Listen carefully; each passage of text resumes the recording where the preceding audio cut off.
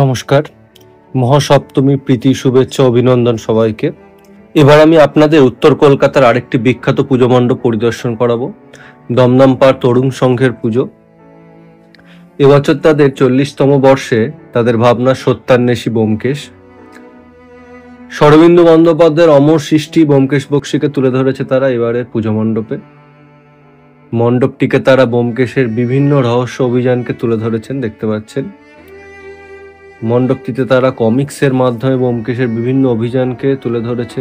ব্যোমকেশের বিভিন্ন গল্পগুলিকে তারা কমিক্সের মাধ্যমে তুলে ধরা হয়েছে এবং বিখ্যাত সব গল্প এখানে মাকড়সার রস, আদিম রিপু, রক্তমুখী নীলা, সজারুর কাঁটা, লোহার বিস্কুট, অদ্বিতীয়, চিত্রচোর, মগ্ন মৈনাক, চিড়িয়াখানা, এই বিভিন্ন গল্পগুলো তাদের চরিত্রকে তারা কমিক্সের মাধ্যমে এখানে মণ্ডপটিতে তুলে ধরেছে। খুব সুন্দর লাগছে কিন্তু মণ্ডপটিতে।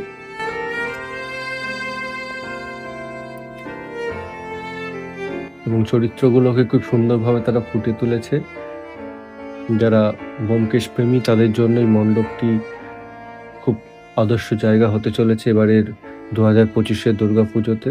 তো উত্তর কলকাতার এই দমদম পার্ক তরুণ সংঘ খুব সুন্দর একটি উপহার দিচ্ছে দর্শকদের।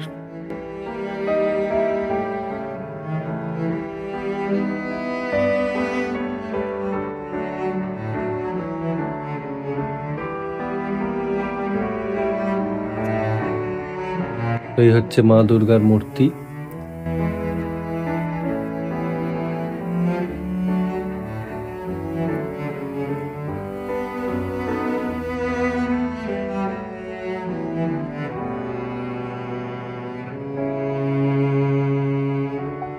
খুব সুন্দর আর্টের কাজ এখানে দেখা যাচ্ছে মণ্ডপে আনাচে কানাচে।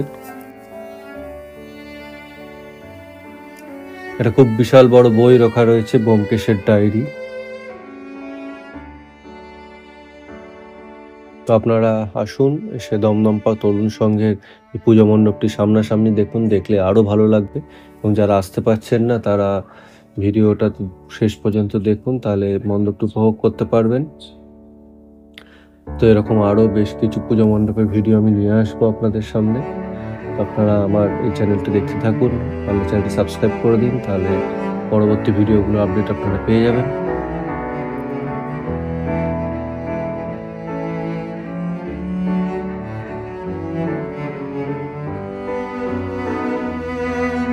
চিড়িয়াখানা এবং ব্যোমকেশের বিভিন্ন গল্পগুলোকে নিয়ে কিন্তু অলরেডি বেশ কিছু সিনেমাও কিন্তু হয়েছে।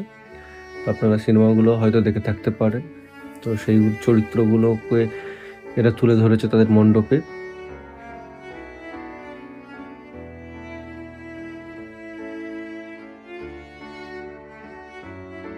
লোহার বিস্কুট,